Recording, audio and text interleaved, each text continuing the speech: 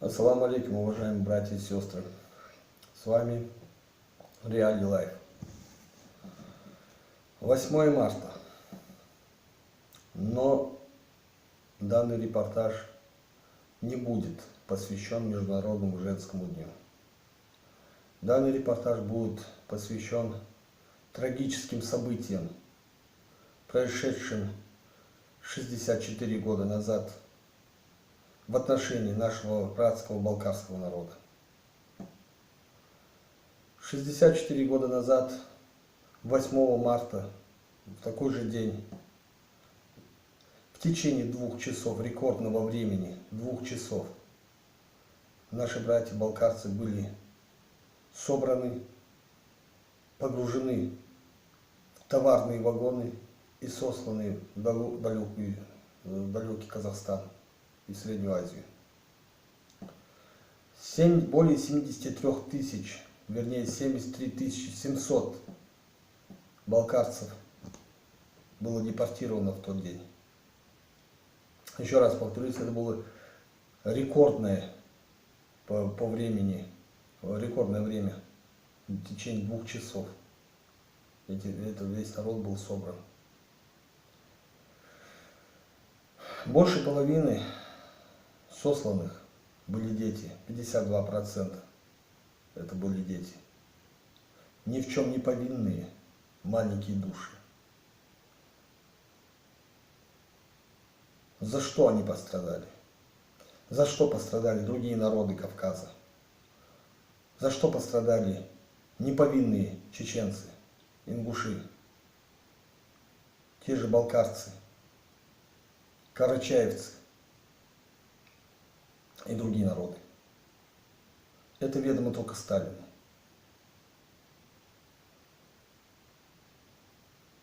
Все те придирки, которые нам приписывают, все те ярлыки, которые на нас вешают, говоря то, что мы поддерживали Гитлера, допустим, или еще что-то, они не выдерживают никакой критики. Не выдерживают почему? Потому что больше половины мужского населения, как те, которые могли держать оружие, были на фронтах. И это у всех наций репрессированных, в том числе и балкарцев. В селениях оставались только женщины, малолетние дети, старики и инвалиды, мужчины-инвалиды. Только они.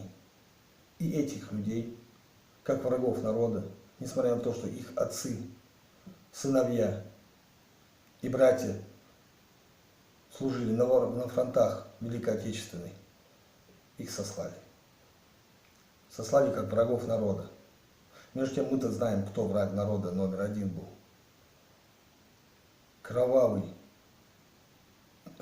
тиран осетинской национальности по кличке Сталин. И даже сейчас его воровская кличка становится именем нарицательным. Везде в СМИ и везде его называют как Сталин. Никто его не называет Иосиф Виссарионович Джугашвили. Фактически не Джугашвили, а Джугаев.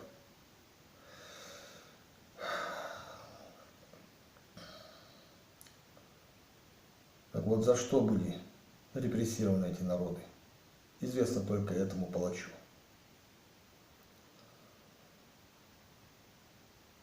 Народы Кавказа – это сильный народ. И балкарцы, и все остальные – это сильные народы. Есть, конечно, среди кавказских народов те, которые кавказцами не являются. И вся сущность этих народов, этого народа, заключается в ведении алчной, шкурной борьбы за свое выживание. В этой борьбе они не гнушатся ничем. Они лизоблюдничают в Москве. Они сменили свою религию на христианство. Они делают все, чтобы их считали кавказцами. Но они фактически не кавказцы, и вы все прекрасно знаете, о чем я имею, о ком я говорю.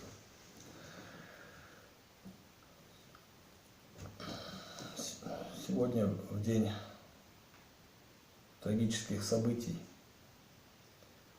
хочется пожелать братскому народу, чтобы их семьи только росли, чтобы их благосостояние только росло,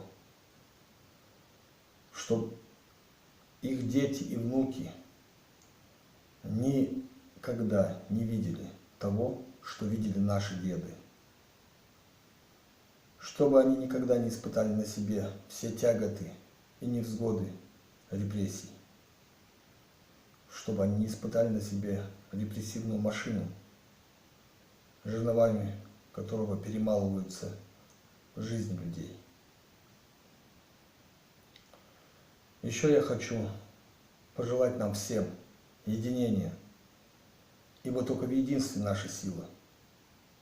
Единый Кавказ – это сильный Кавказ. Наша цель – это ваша цель. Наша цель – это цель всего Кавказа. А наша цель – объединение. Мы не должны разниться по территории, мы не должны разниться по национальности, мы не должны разниться по религии. Мы должны знать, что все мы рождены одним Всевышним. Мы должны знать, что у нас одна земля. Мы должны знать, что мы одно единое целое. Кавказ — это звучит гордо. Мы исторически не имели таких вещей, как лизоблюдничество. Мы не имели алчности, мы не имели мелочности. По жизни мы являлись добрыми соседями и лучшими друзьями. Люди, которые приходили к нам в гости, это были наши люди. Кавказ всю жизнь отличался гостеприимством. И я призываю сегодня быть вместе и в радости, и в горести. Призываю всех скорбить вместе с нашим братским народом, с нашими другими братскими народами репрессированными. И только тогда мы будем сила. Радоваться вместе, скорбить вместе, протестовать вместе, строить лучшую жизнь вместе. Да поможет нам Аллах в этом благом деле. Счастья вам, удачи и всего самого наилучшего от братского ингушского народа. Ассаламу алейкум.